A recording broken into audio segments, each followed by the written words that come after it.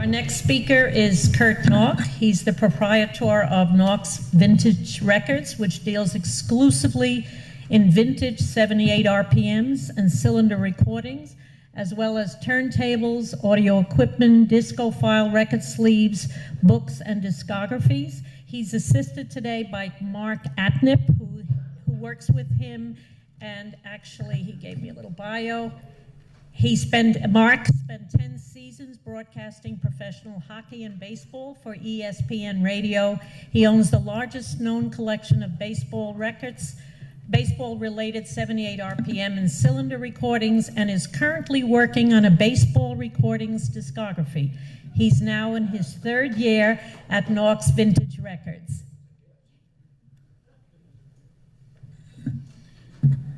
Thank you. I'm trying to figure out which of these it is. Let's give this one a shot.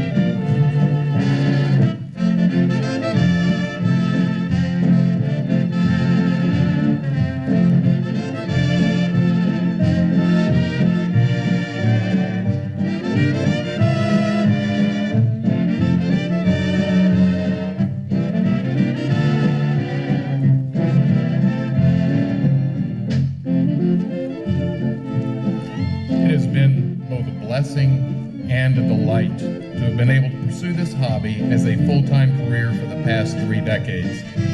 Like most dealers, I share the collecting addiction, and today I wish to show some of the more amazing records found amongst the millions I've sorted through over the course of my career.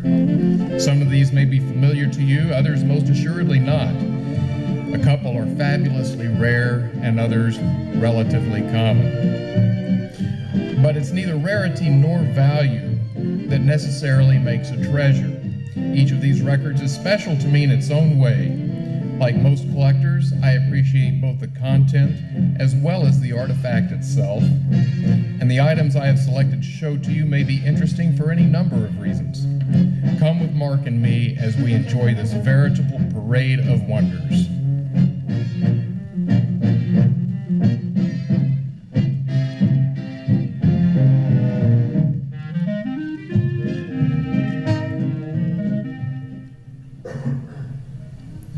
One of the things that makes this business so personally interesting is the fact that I regularly encounter things I've never seen or heard before. For instance, a number of years ago, I was sorting through a collection near Monterey Beach and ran across the following record.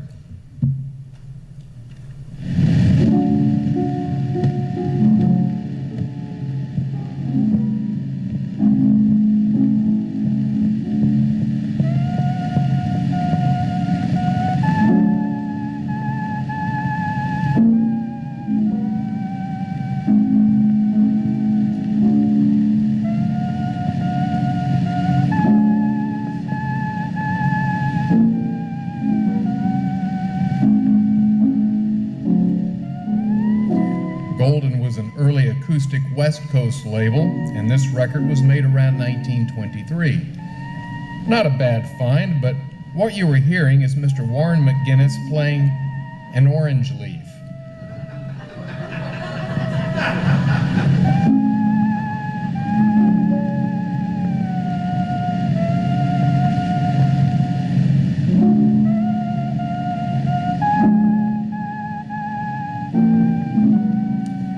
Guinness must have had a long, distinguished, and versatile career, as I ran across an announcement in the July 24th, 1948 issue of the San Bernardino County Sun that Mr. McGinnis and the rest of the Avocado Leaf Trio would be playing an engagement that evening.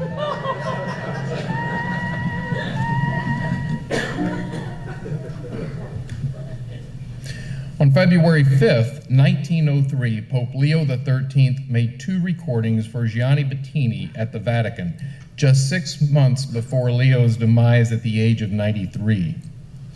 The recordings were issued in both cylinder and disc formats. This particular example is a single-face disc, which includes the original presentation booklet describing each of the 2 recordings and tied together with red silk ribbons. Bénédiction pontificale, dite par sa sainteté le pape Léon XIII, enregistrement fait par M. Bettini à Rome le 5 février 1903 dans les appartements privés de sa sainteté.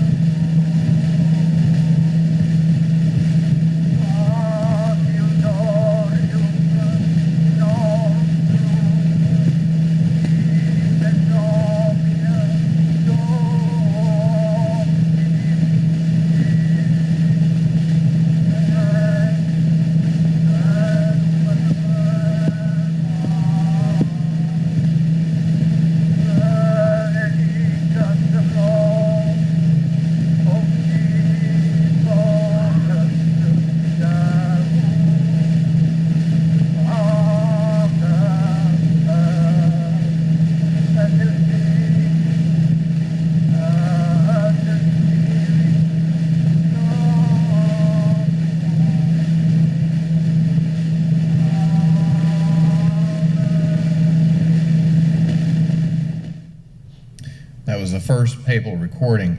Pope Leo was born on March the 2nd, 1810, which makes him one of the earliest born persons to have recorded. So in a sense, his voice connects us to an era over 2 centuries past.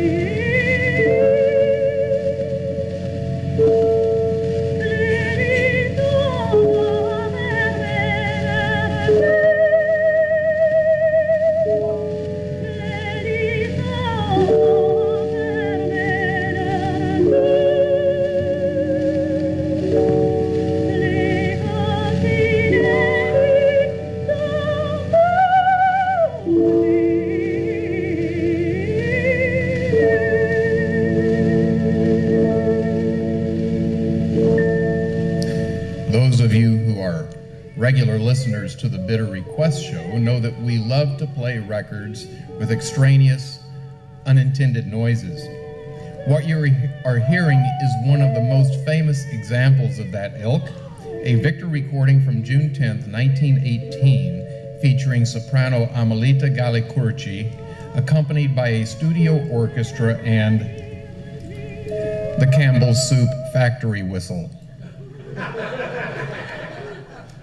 Mark will replay that particular passage in case you didn't hear it the first time.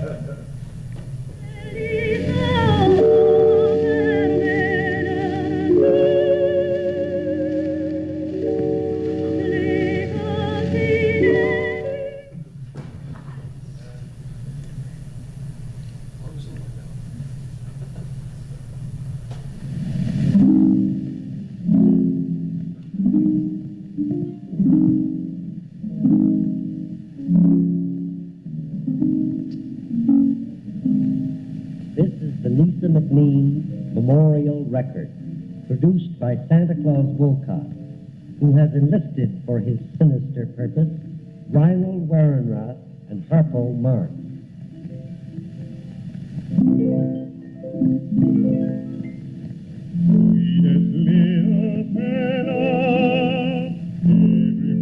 Everybody knows, don't know what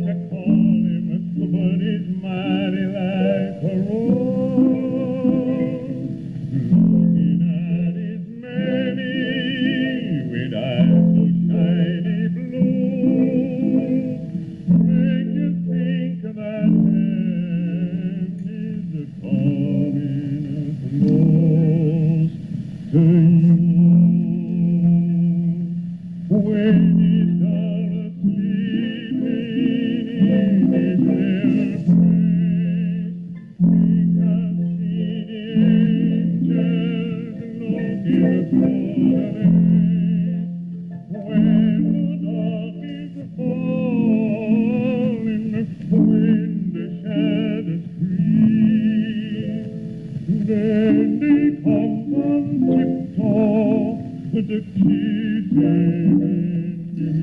have a personal affinity for private and vanity recordings, and the one we're playing for you now is certainly one of the strangest I've encountered.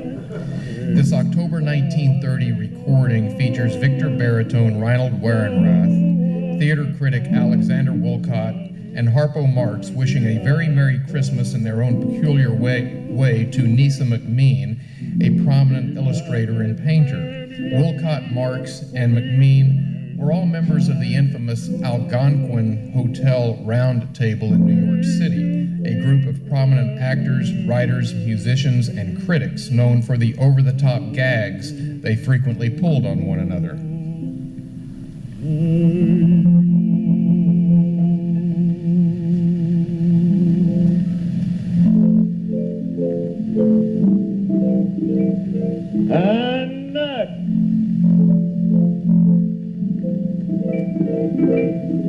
Nisa McMean is an old fool.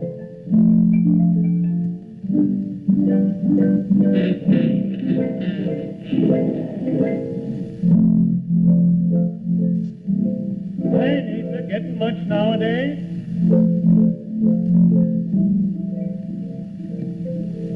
Well, Nisa, how's the old Fanny?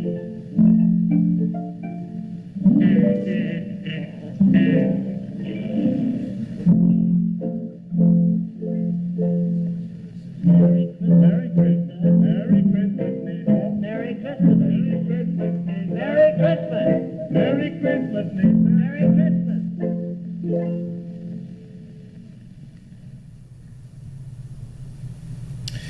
One of the rarest commercially issued cylinders to appear in the Edison catalog was President Porfirio Diaz's letter to Thomas Edison, recorded in August of 1909. Edison had written to Diaz asking him to make a recording or two, and this was the result. Contestación que el señor general Porfirio Díaz, presidente de la República Mexicana, da a una carta del señor Tomás A. Edison. Chapultepec, agosto 15 de 1909. Señor Tomás A. Edison, Orex, estimado y buen amigo, me refiero a su grata 8 de julio. Yo también, como usted, recuerdo con placer el tiempo aquel en que tuve la satisfacción de conocerle y conocer sus atrevidos experimentos, haciéndome partícipe de su fe inquebrantable en el grandioso porvenir de las ciencias físicas. Fue allá en su patria, en los primeros días de la luz eléctrica en Nueva York, y desde entonces presentí en usted al héroe del talento, al triunfador del trabajo, al que más tarde habría de someter a disciplina el fuego arrebatado por Franklin a los cielos para perpetuar acá en la tierra, en sus maravillosos aparatos fonográficos, la cariñosa voz de los seres amados, reproduciendo todos los ritmos, todos los acentos y todas las modulaciones del lenguaje humano. Me es grato complacerle porque tengo en muy alta estimación a los grandes benefactores de la humanidad y usted es uno de ellos, porque usted ha creado nuevas fuentes de felicidad, de bienestar y de riqueza para el género humano, utilizando las más poderosas fuerzas conocidas: luz, electricidad, trabajo y genio. Su amigo, que con orgullo estrecha su mano, Porfirio Díaz. This cylinder had been a highlight in the Nauckive for many years, but imagine my surprise when a second example turned up. This time as a 2-minute blue amberol pressing. Compare this recording with the issued cylinder you just heard.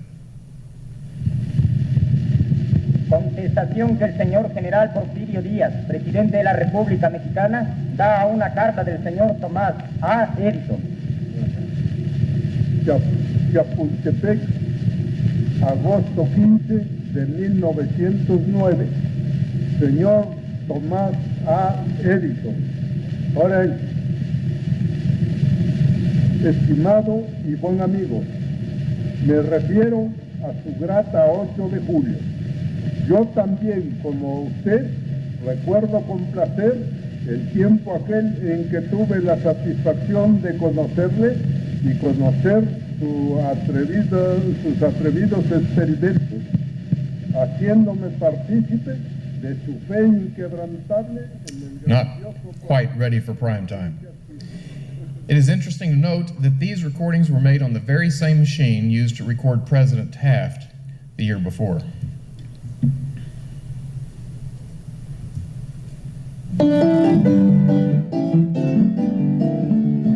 Everybody knows about the atom bomb. Nobody knows a day my Lord will come. He's gonna hit like the atom bomb. When he comes, Lord, when he comes. 1945, atomic bombs became alive. 1949, the USA got very wise. They heard about the country way across the line. Had an atom bomb the very same time. People got worried all over the land, like they did over in Japan. Everybody knows about the atom bomb. Nobody knows the day my Lord will come. He's gonna hit like the atom bomb. When he comes, Lord, when he comes. Soon the day of judgment will be. The Nauck collection consists of many different types of recordings by many different artists and many different genres. For instance, I tend to like records which are topical in nature, particularly if they have to do with nuclear energy, flying saucers, or taxes. There were many great atomic records, and Jesus Hits Like the Atom Bomb is surely one of the best. You are listening to it performed in both the finest white and black gospel traditions. The Sunshine Boys Quartet kicked us off, and the Five Trumpets will take us home. Big God, about the day my Lord shall come. Nobody here gonna hit like an atom bomb.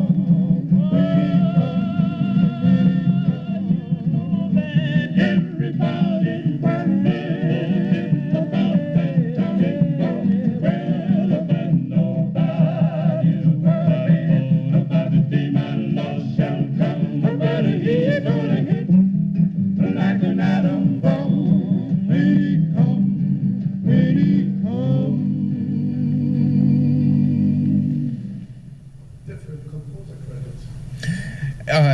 Listening to those songs, there's a lot of difference in the lyrics and the way it's handled. And it is the same song, different credits, as you say. I'm not sure what the story is about that, but really great records. And many other groups recorded that as well. This next recording is not part of my atomic collection, though it sort of could be. Sometime back in the 90s, I purchased the collection of RCA Victor A&R man Brad McEwen. Recorded June 11th, 1948, this vinyl test was one McEwen had ordered up from the archives to audition for inclusion in his RCA Vintage LP series. Men, as president of the Atomic Sauerkraut Company, I'm going to tell you today that the answer to the whole crux of this problem of speeding up production is to just get in there with a little bit more of that one little old word, and we sometimes forget those little old words, that one little old word, incentive. Now, I have been working out a plan out at the Atomic Sauerkraut Company there, which is a crackerjack. Here's the way it works out, nothing to it at all, simple as ABC. A child can understand it.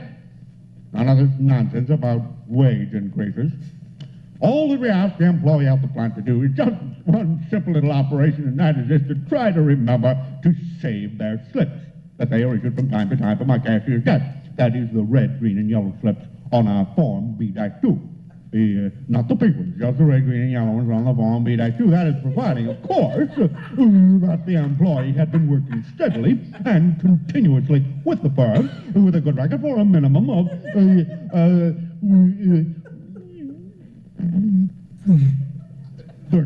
years. At that time, pardon me. At that time, the slips were then issued directly into the hands of what we call our judging and investigating committee. We had some Jim Dandy fellows on that judging and investigating committee. Grand bunch of chaps on that. Certainly did. Several members of a very civic-minded organization you probably all remember called the Jersey City Committee for the Abolishment of Jersey City. They were a bunch of chaps, they certainly were. Well, then it was just a question of the employees simply and merely waiting their turn, that is, for these slips to clear through the necessary channels. It took a little while, 6 or 7 months, something of that kind, I can't remember exactly. Anyway, at that time, the employee then received his application blank. Now, there was just one thing you remember in that connection. It may seem like a detail, but I mentioned it in passing, and that was just that the employee had to remember to sign his name legibly and carefully on both sides of the blank. I mention that because last year we had a Mr. Feeney of our squeezing department who neglected to do that, thus forfeiting the whole reward. Too bad. Nice chap. Just about to qualify for our good conduct pin, too. Been with us over 50 years. Well, that's life, I suppose. Better luck next time, huh? Well, from then on, it was just a question of the employee merely submitting to the usual denture wobble test.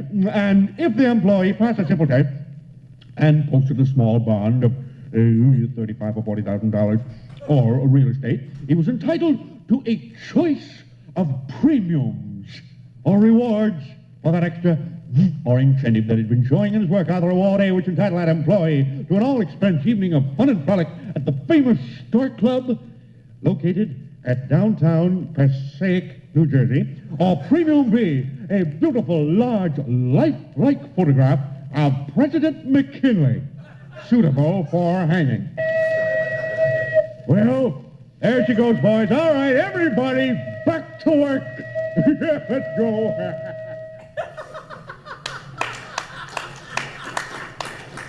As far as I can tell, the original recording was unissued, but it ultimately appeared in 1972 on McEwen's LP, The Golden Age of Comedy.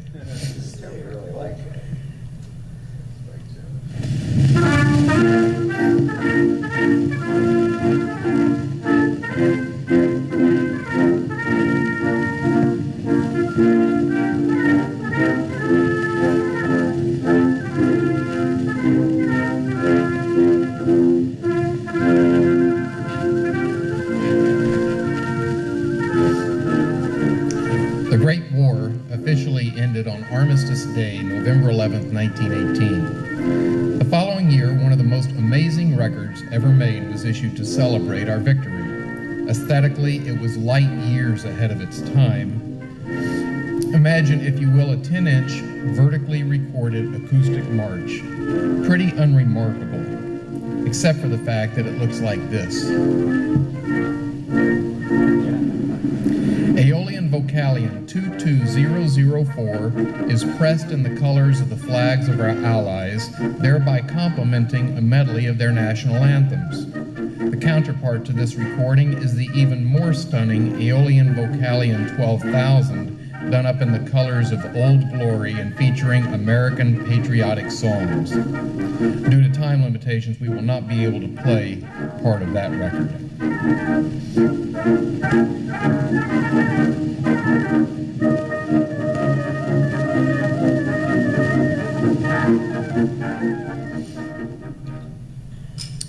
But for sheer bizarrity, I don't think anything can hold a match to the RCA Victor talking ashtray.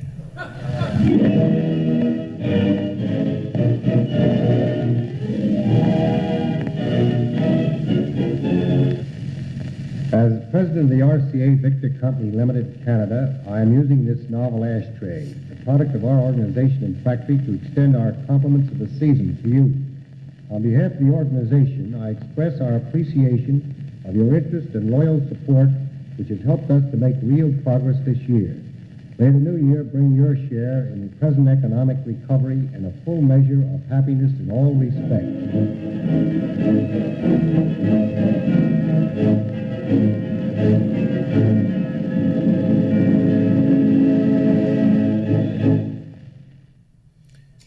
Honestly, this has to be the most useless product ever conceived by corporate Canada. Every time I tried to play the record, the tone arm kept knocking my cigarette across the room. All I wound up with was a severe case of Q burn. I have no date for this recording, but the opening music was taken directly from American Victor's 33 RPM long playing demo, Join the Victor Artist Party, which was recorded on July 30th, 1931. Richard thinks that this was probably made sometime well after that point. Sometimes you have to ask yourself, why on earth was this recorded? Or perhaps more appropriately, how did they ever get away with releasing it? Such is the case with CRS 10,000, a 1948 recording issued by the Collector's Record Shop. It is taken straight from an unscripted Toscanini rehearsal, though Toscanini's name appears nowhere on the record.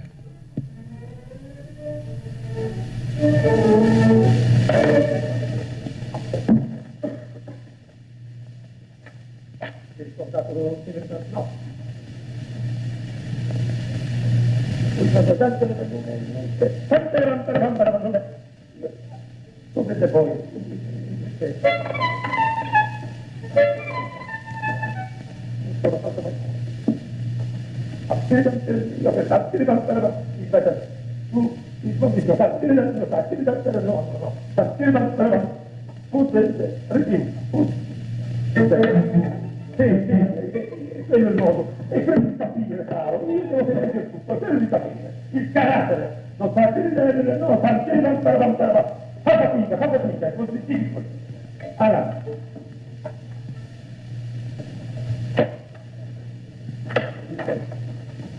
figlio, no, voglio fare, cantantino, non fa parlare, corso, via. No, signori,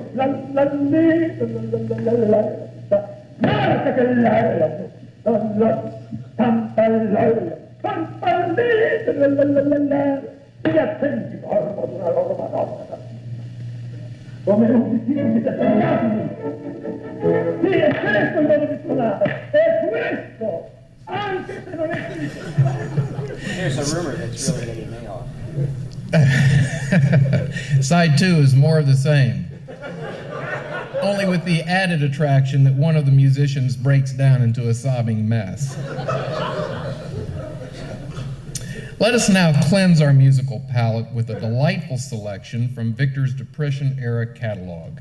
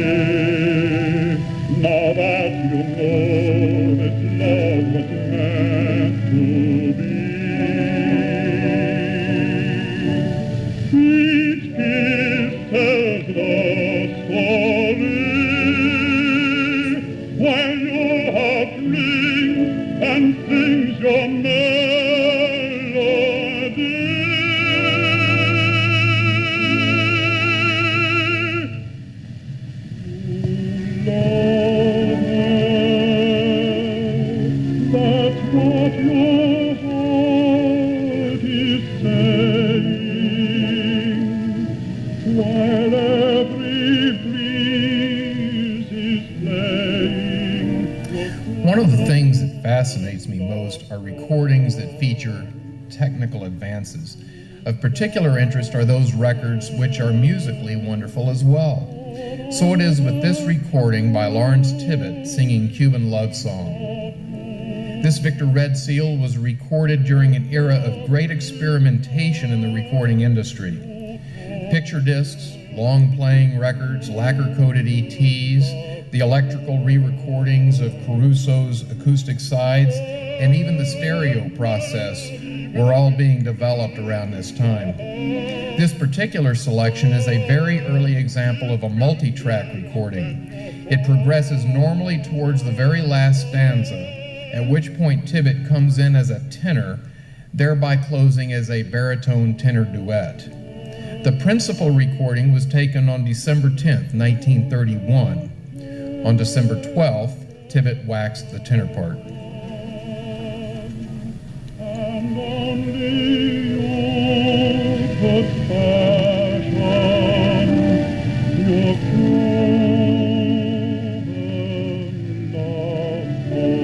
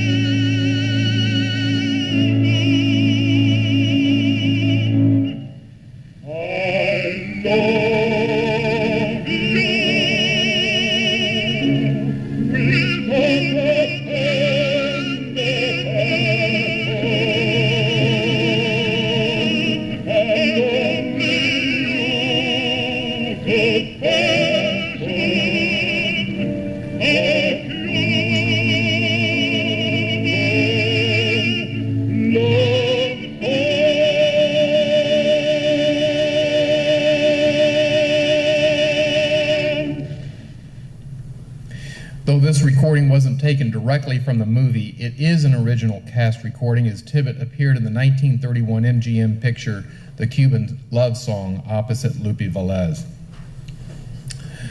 Ladies and gentlemen, I would like to thank you for your rapt attention this morning. If you like what you've heard, I would invite you to tune in to our Bidder Request shows, the 10-hour audible feasts brought to you every auction courtesy of Nauck's Vintage Records and Radio Dismuke. Mark and I serve up the fascinating, the rare, the wonderful, occasionally the hideous, all taken straight out of our ongoing auctions.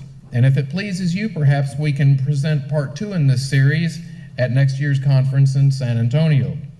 We would like to close this morning's presentation with the final float in Nauck's parade of musical favorites. I leave you with Larry Foster in a selection from November 11th, 1953. Try to see how many singing styles you can identify.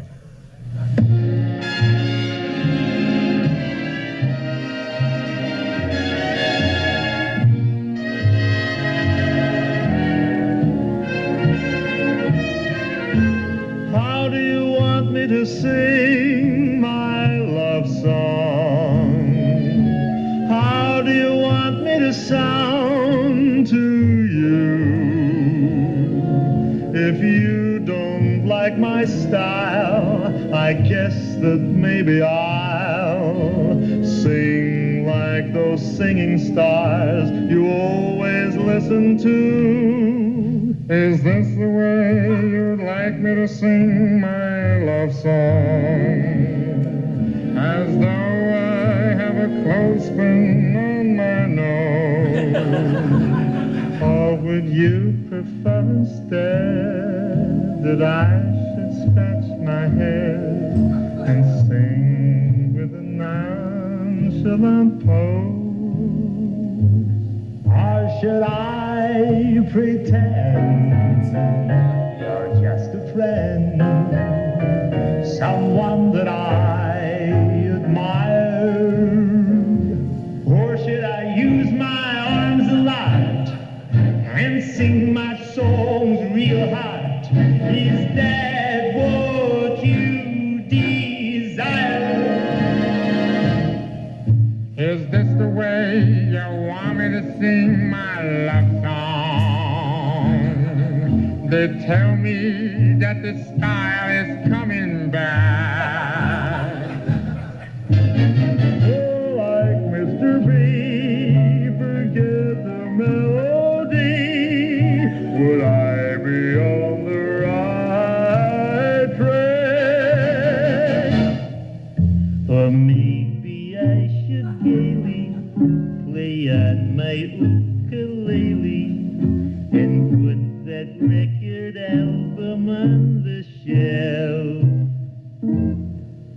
'cause I might as well get wise. I'm not those other guys. I guess I'd better sing like myself.